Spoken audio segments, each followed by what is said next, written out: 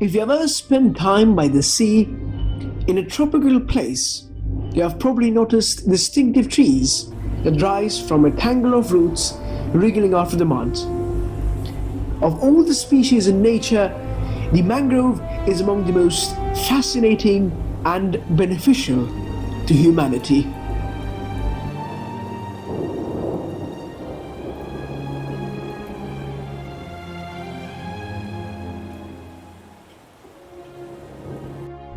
This hardy tree acts as a natural windbreak, protecting us against tidal surges and purifying the surrounding waters.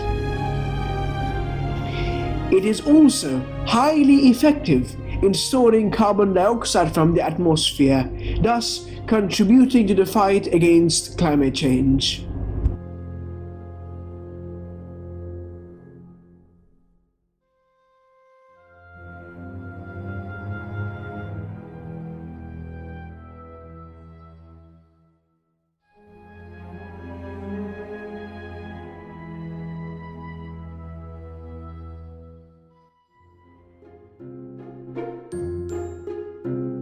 We are joining Emirates WWF to plant 2,000 mangrove trees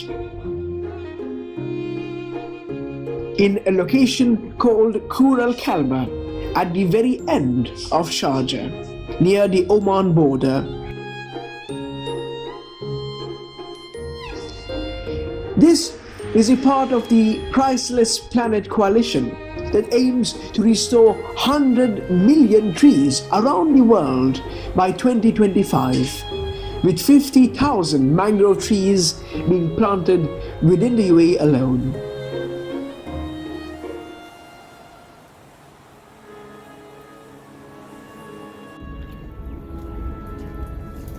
Mangroves are remarkably tough. Most live on muddy soil, but some also grow on sand, peat and coral rock. They live in the water up to 100 times saltier than most other plants can tolerate. They thrive despite twice daily flooding by the ocean tides. Even if this water were fresh, the flooding alone would drown most trees. Growing where land and water meet, mangroves bear the brunt of ocean-borne storms and hurricanes. There are of course 80 known species of mangrove in the world. This itself here is a grey mangrove, and it grows in the UAE coastlines, providing an extraordinary habitat for many juvenile creatures, and an extraordinary place that acts as the guardians of the oceans, because they not only help juvenile animals, but they also do much more.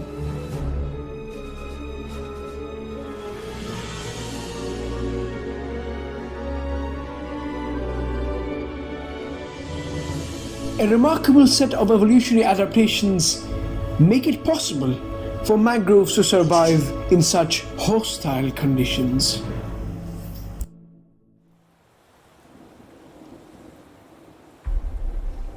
These extraordinary trees cope with salt.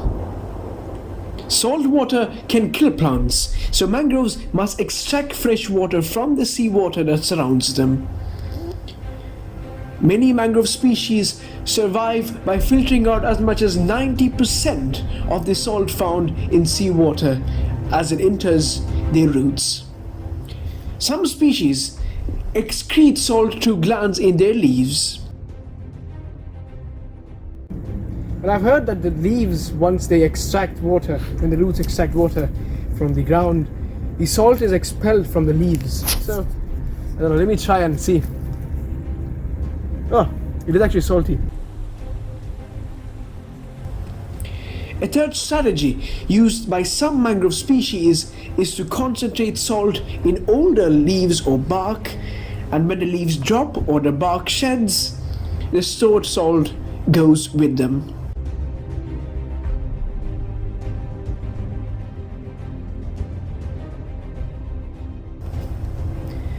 They also hoard fresh water. Like desert plants, mangroves store fresh water in thick, succulent leaves. A waxy coating on the leaves of some mangrove species seals in water and minimizes evaporation. Small hairs on the leaves of other species deflect wind and sunlight, which reduces water loss through the tiny openings where gases enter and exit during photosynthesis. On some mangrove species, these tiny openings are below the leaf surface, away from the drying sun and the wind. Mangroves also breathe in a variety of ways. Some mangroves grow pencil-like roots that stick up out of the dense wet ground like snorkels. The same can be seen in the grey mangroves which we are planting. These breathing tubes, called pneumatophores, allow mangroves to cope with the daily flooding by the tides. Root systems that arc high over the ground are a distinctive feature of many mangrove species. These area roots broaden the base of the tree and stabilize the shallow root system in the soft, loose soil. In addition to providing structural support, area roots play an important part in providing oxygen for respiration. Oxygen enters a mangrove through lenticels, thousands of cell-sized breathing pores in the bark and roots.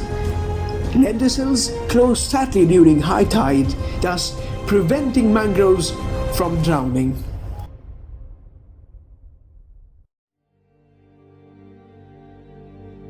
Mangrove forests, the guardians of the coast, are a unique ecosystem generally found living in two different worlds, both land and sea.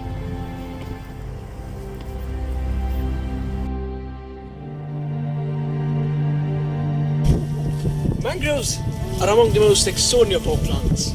They are very well adapted to live in these exotic conditions, and they create exotic ecosystems from nothing actually. And they are home to many juvenile animals, and they take in a lot of carbon dioxide.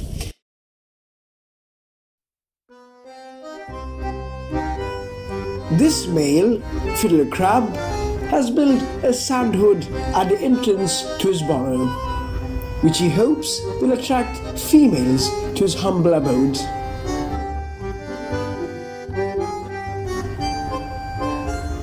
This is a dancing fiddler crab.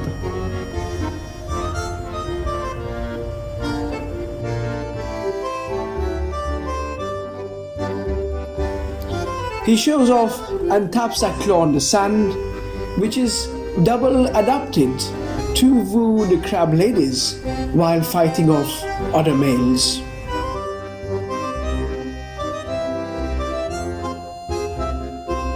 It has got some really good moves, and the female seems to be interested. But there is so much competition around.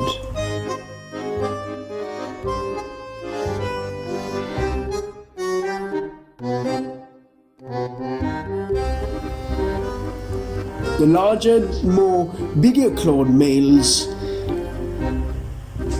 will have more chance to win over the females.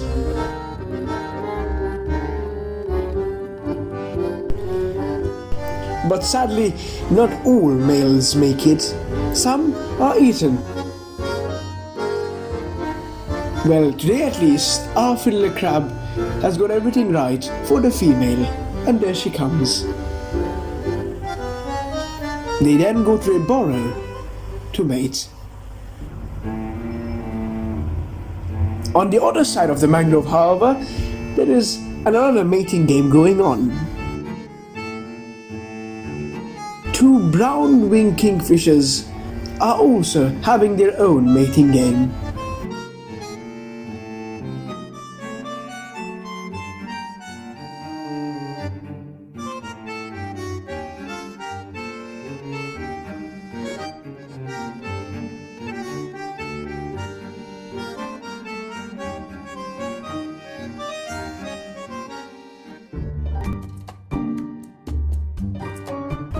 On the other side of the UAE, in the Ras Al Khor sanctuary, however, a different mating game is going on.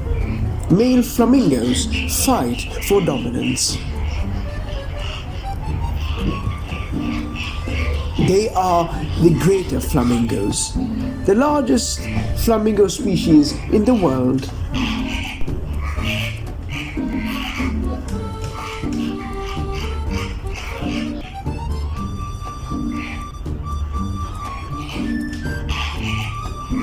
These greater flamingos, thanks to their curved beaks, known as bills, feed on small crustaceans found in the salty waters in which they live.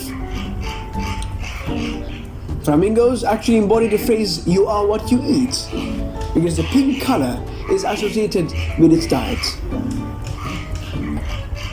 Up to 2-year-old flamingos are grey in color, but gradually turn pink because of the pigments in the organisms they eat, such as blue-greens and red algae and brine shrimp. And sure to dominate and to communicate with each other, they make some loud honking calls. And once the chicks are born, the parent flamingos can distinguish its chicks from its call or sound.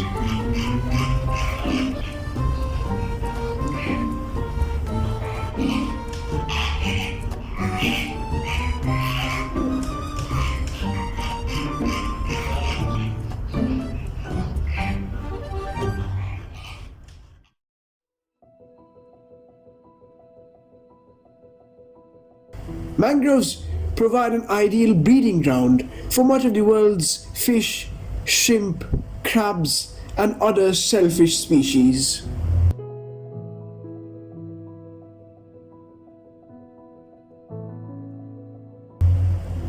Many fish species, such as barracuda, tarpon, and snook, find shelter among the mangrove roots as juveniles.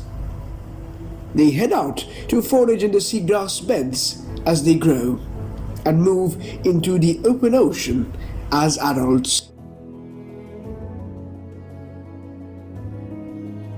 An estimated 75% of commercially fish caught spend some time in the mangroves or depend on the food webs that can be traced back to these coastal forests.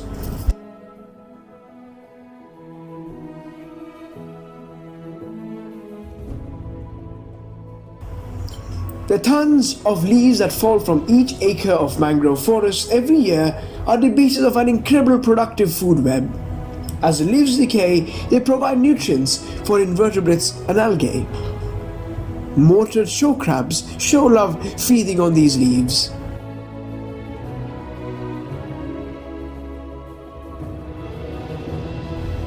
These in turn feed many small organisms such as birds, sponges, worms, anemones, jellyfish, shrimp, and young fishes.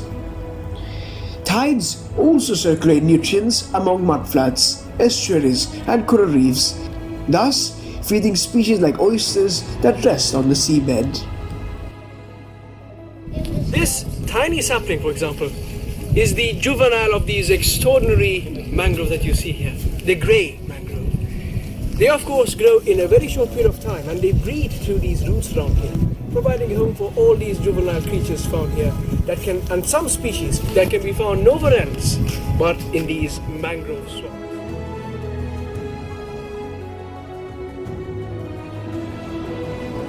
Yet mangroves also have a unique method of reproduction. Seed pods germinate while on the tree, so they are ready to take root when they drop. The mangroves we are planting right now are actually already germinated. In reality, when mangrove seeds grow in their pods on these mangroves, what happens is that they already germinated on the plant itself. So once they drop in the water, they drift, and as soon as they get pushed in the sand by the waves, they plant themselves. And right there, you have got a new mangrove place, a new mangrove forest itself. If a sprout falls during low tide, it can quickly establish itself in the soft soil of tidal mudflats before the next tide comes in. A vigorous seed may grow up to 2 feet in its first year.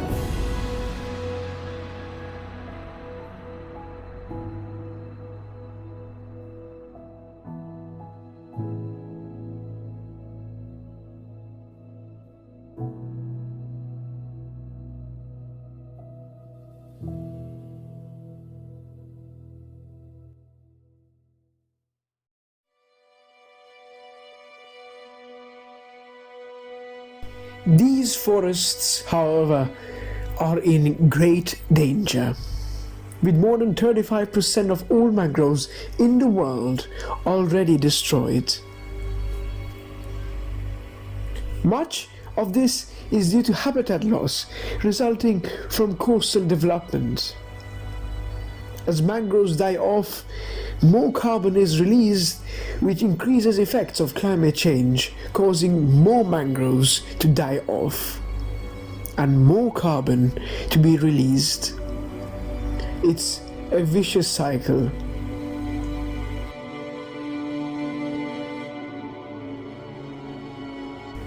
Plus, there are less trees to absorb our overproduction of carbon dioxide from man-made activities.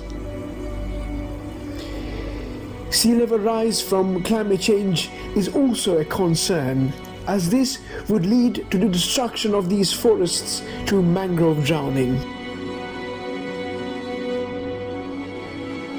And once they are gone, they can simply be replanted. As the land erodes and sea tides and currents reshape the coastline, it is difficult and sometimes impossible for mangroves to grow back in their former habitats. The loss of mangroves means less absorption of carbon dioxide and other greenhouse gases from the atmosphere. Even with the replanting of the new mangroves, they don't have the same capacity to absorb greenhouse gases as older trees.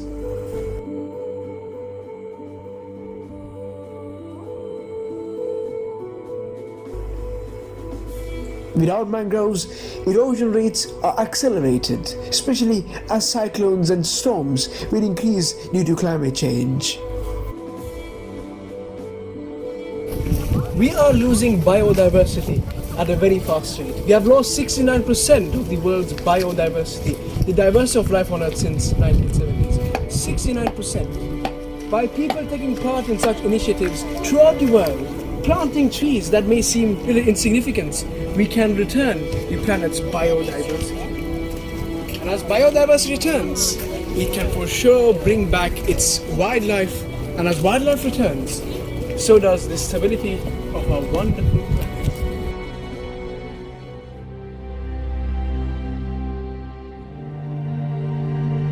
There is always hope. Mangroves are an important part of the UAE's heritage. These trees take up to 155 square kilometers of the UAE's coastline. Yet, the late Sheikh Zayed bin Sultan Al Nahyan showed that there is hope. The founding father of the UAE understood the importance and the great value of the mangrove trees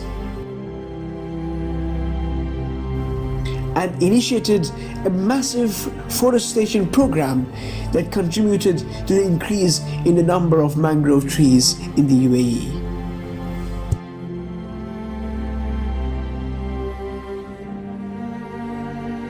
Today, us and a team of volunteers planted over 2,000 trees. These 2,000 trees, each one of them provide 2,000 different habitats for different creatures.